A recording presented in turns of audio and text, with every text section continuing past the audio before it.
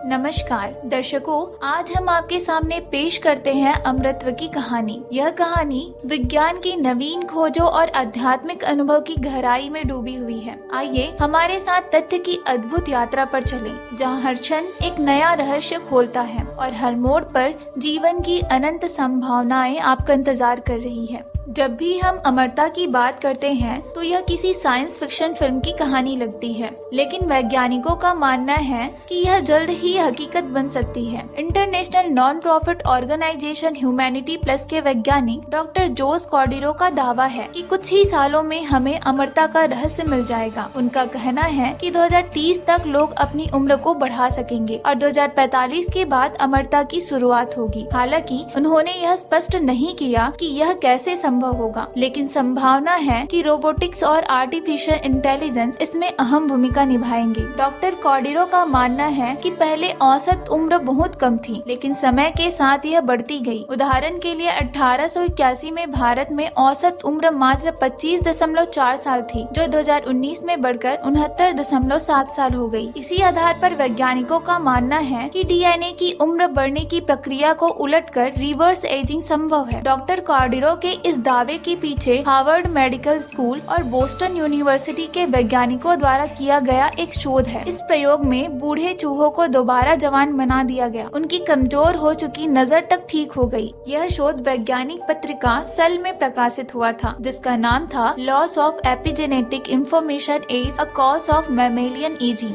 शोधकर्ता David Sinclair के अनुसार उम्र बढ़ना एक रिवर्सिबल प्रक्रिया है जिसे बदला जा सकता है। वैज्ञानिकों ने यह पाया कि हमारे शरीर में युवा अवस्था की एक बैकअप कॉपी होती है। यदि उसे ट्रिगर किया जाए तो कोशिकाएं पुनः बनने लगती हैं और इंसान फिर से जवान हो सकता है। लगभग 1 साल तक चले इस प्रयोग में बूढ़े चूहों को इंसानी स्किन सेल्स दी गई, जिससे उनकी कमजोर नजर कुछ ही दिनों में ठीक हो गई।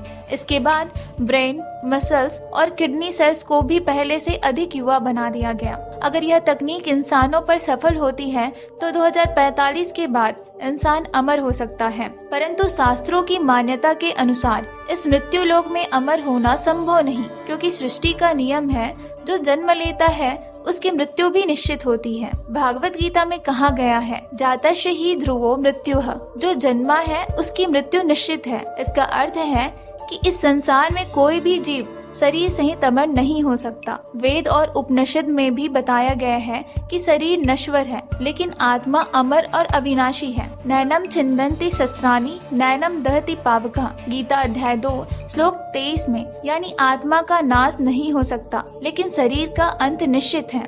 भगवत गीता के अध्याय 2 श्लोक 26 से 30 में स्पष्ट कहा गया है कि जन्म और मृत्यु इस लोक का नियम है। जीवात्मा शरीर न रहने पर भी नष्ट नहीं होती, क्योंकि परमात्मा सदैव उसके साथ रहता है। जिस प्रकार पुराने वस्त्र उतारकर नए पहन लिए जाते हैं, उसी प्रकार आत्मा नया शरीर धारण कर लेती है।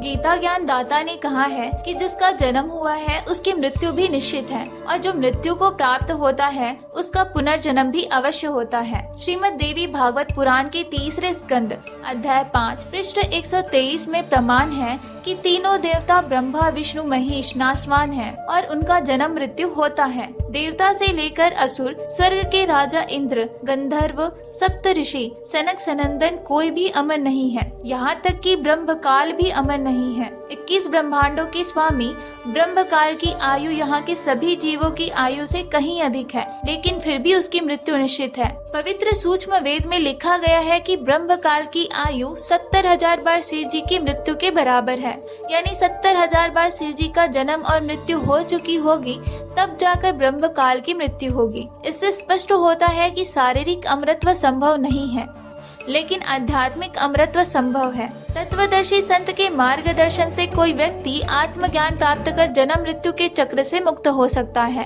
और मोक्ष प्राप्त कर सकता है, जिसे असली अमरत्व कहा जाता है।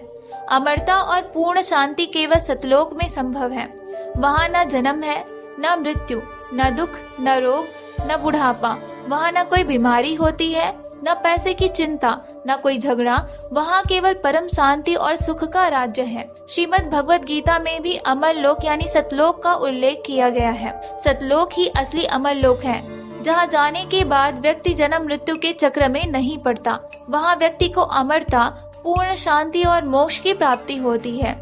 सतलोक व असंख्य ब्रह्मांड के स्वामी सर्व सृष्टि रचनहार परमेश्वर कबीर देव कबीर साहिब जी हैं, जो अविनाशी परमात्मा है, जिसे मृत्यु छू भी नहीं सकता। अध्याय 2 श्लोक 17 में गीता ज्ञान दाता ने कहा है कि वास्तव में अविनाशी तो उसी परमेश्वर पूर्ण ब्रह्म को ही जान, जिससे सर्व ब्रह्मांड व्याप्त व्यवस्थित है। उस अविनाशी सत्पुरुष का कोई नाश नहीं कर सकता। परमेश्वर कबीर साहब जी अमर प्रभु हैं, उनकी कभी मृत्यु नहीं होती। वेद भी यही गवाही देते हैं। मोक्ष प्राप्त करने के लिए पूर्ण संत से सही विधि अनुसार भक्ति करनी चाहिए। आज वर्तमान समय में तत्वदर्शी संत रामपाल जी महाराज जी ही हैं। हम आपसे निवेदन करते हैं कि संत रामपाल जी महाराज जी के आध्यात्मिक प्रवचनों को YouTube पर सुने और गहराई से आध्यात्मिक ज्ञान को समझें। अब निर्णय आपका है। क्या आप शारीरिक अमरता की चाह में भटकना चाहेंगे या आध्यात्मिक अमरता प्राप्त कर मोक्ष का मार्ग अपनाएंगे? धन्यवाद।